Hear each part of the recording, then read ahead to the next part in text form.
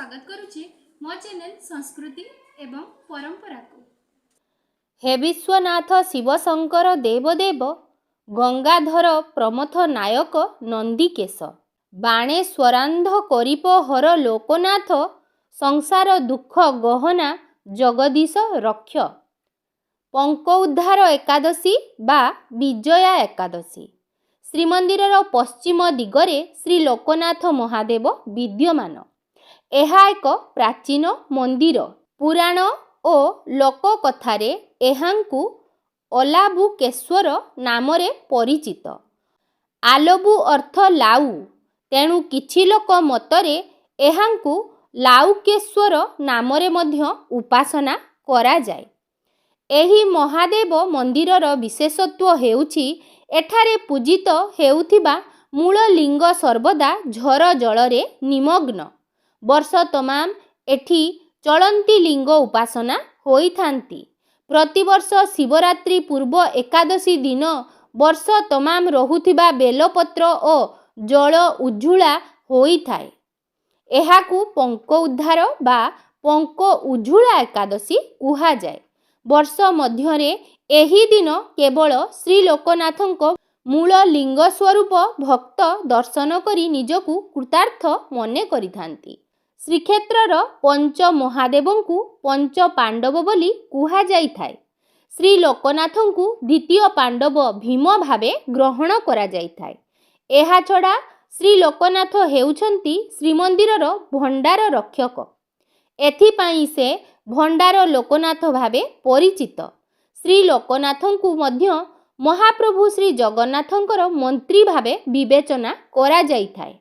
श्री लोकनाथ महादेवंक निकटरे आश्रित हेले अपुत्रिक पुत्र लाभ करिथाए एवं रोगरे विकलांग व्यक्ति रोगमुक्त होइथाए। फाल्गुन कृष्ण एकादशी को पंक उद्धार एकादशी बा विजया एकादशी कुहा जाए। एही विजया एकादशी व्रत कले मनीष शत्रु को विजय करिपारे।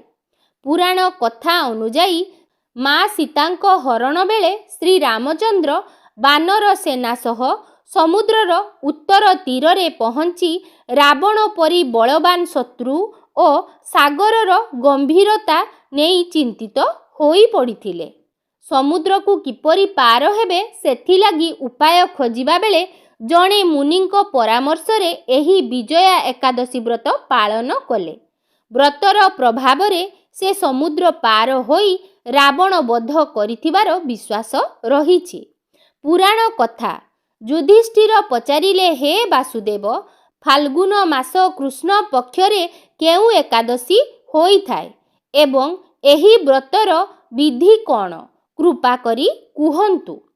भगवान श्रीकृष्ण कहिले, युधिष्ठिर, थरे नारद ब्रह्मांकु फाल्गुन कृष्ण पक्षर विजया बा पंक उद्धार एकादशी व्रत द्वारा हेउथिबा पुण्य विषय पचारिबारु ब्रह्मा एही व्रतर महात्म्य तथा विधि संबंध रे तांकु जहा कहिथिले ताहा सुण। ब्रह्मा कहिले, नारद, एही व्रत अति प्राचीन, पवित्र एवं पापनाशक। एही एकादशी राजा मानंकु विजय प्रदान करिथाए। एथिरे तिले मात्र संदेहर अवकाश नाही। त्रेतया युगरे मर्यादा पुरुषोत्तम श्री रामचंद्र जेतेबेले लंका आक्रमण करिबा पई समुद्र कूलरे पहुँचीथिले सेतेबेले तांकु समुद्र पारी हेबा पई कौनसी उपाय देखा जाऊ नथिला। से लक्ष्मणंकु पचारिले, सुमित्रा नंदन, केउ उपाय रे एही समुद्र को पारी करा जाई पारिबो?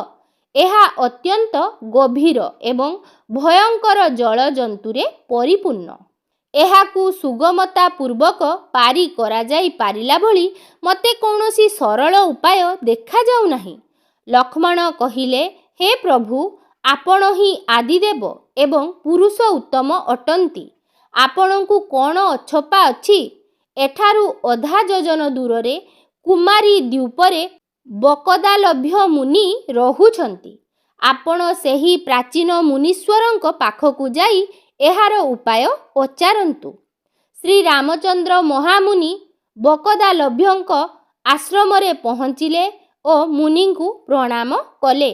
ମହର୍ଷି ପ୍ରସନ୍ନ ହୋଇ ଶ୍ରୀରାମଙ୍କ ଆଗମନର କାରଣ ପଚାରିଲେ।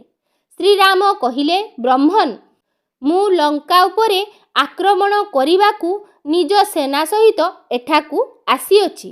ମୁନିବର, ଏବେ କିପରି ସମୁଦ୍ର ପାରି ହେବୁ, କୃପା କରି ଏହାର ଉପାୟ କୁହନ୍ତୁ।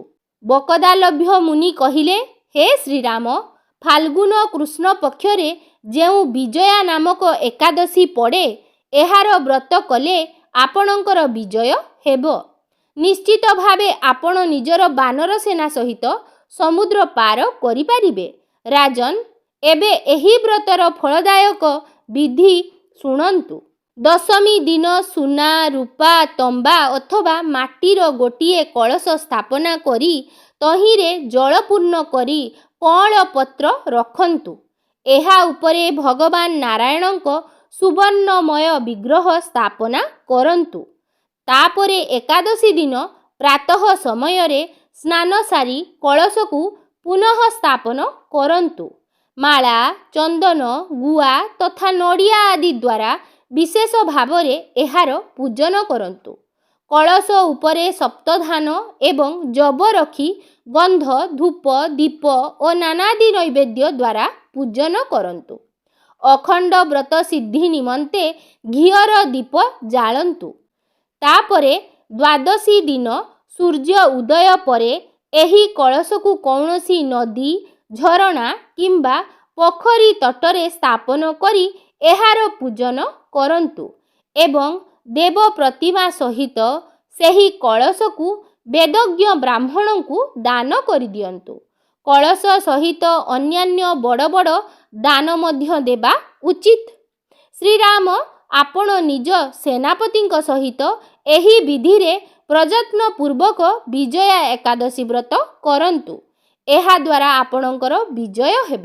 ବ୍ରହ୍ମା କହିଲେ, ନାରଦ, ଏହା ଶୁଣି ଶ୍ରୀରାମଚନ୍ଦ୍ର ମୁନିଙ୍କ କହିବା ଅନୁସାରେ ସେହି ସମୟରେ ବିଜୟା ଏକାଦଶୀ ବ୍ରତ କଲେ।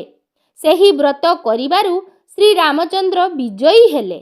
ସେ ସଂଗ୍ରାମରେ ରାବଣକୁ ମାରିଲେ ଏବଂ ଲଙ୍କାକୁ ଜୟ କରି ମାତା ସୀତାଙ୍କୁ ଉଦ୍ଧାର କଲେ। ପୁତ୍ର, ଯେଉଁ ମନୁଷ୍ୟ ଉକ୍ତ ବିଧି ମତେ ବ୍ରତ କରନ୍ତି, ସେମାନଙ୍କୁ ଇହଲୋକରେ ବିଜୟ ପ୍ରାପ୍ତ ହୋଇଥାଏ ଓ ସେମାନଙ୍କର ପରଲୋକ ମଧ୍ୟ ସୁରକ୍ଷିତ ରହିଥାଏ। ଭଗବାନ ଶ୍ରୀକୃଷ୍ଣ କହିଲେ, ଏହି କାରଣରୁ ବିଜୟା ଏକାଦଶୀ ବ୍ରତ କରିବା ଉଚିତ। ଏହି ପ୍ରସଙ୍ଗକୁ ପଢ଼ିବା ଏବଂ ଶୁଣିବା ଦ୍ୱାରା ବାଜପେୟ ଯଜ୍ଞର ଫଳ ମିଳିଥାଏ। ମନ୍ତ୍ରୀ ପଦେ ଲୋକନାଥ ଦେବ ସଦାନନ୍ଦ, କରନ୍ତି ସକଳ ନିର୍ଭା ଶେଷଭା ସମ୍ପଦ। ପବିତ୍ର ପଙ୍କ ଉଦ୍ଧାର ଏକାଦଶୀ। ଏହି ଅବସରରେ ଶ୍ରୀକ୍ଷେତ୍ର ପଞ୍ଚମହାଦେବଙ୍କ ମଧ୍ୟରୁ ଅନ୍ୟତମ ପ୍ରଭୁ ଶ୍ରୀ ଲୋକନାଥ ମହାଦେବଙ୍କ ପଙ୍କ ଉଦ୍ଧାର ନୀତି ଅନୁଷ୍ଠିତ ହୋଇଥାଏ। ବର୍ଷକ କେବଳ ଏହି ଗୋଟିଏ ଦିନ ହିଁ ପ୍ରଭୁଙ୍କ ହିରଣ୍ୟଗର୍ଭ ଶିବଲିଙ୍ଗଙ୍କ ପ୍ରତ୍ୟକ୍ଷ ଦର୍ଶନ କରିବାର ଅପୂର୍ବ ସୌଭାଗ୍ୟ ମିଳିଥାଏ।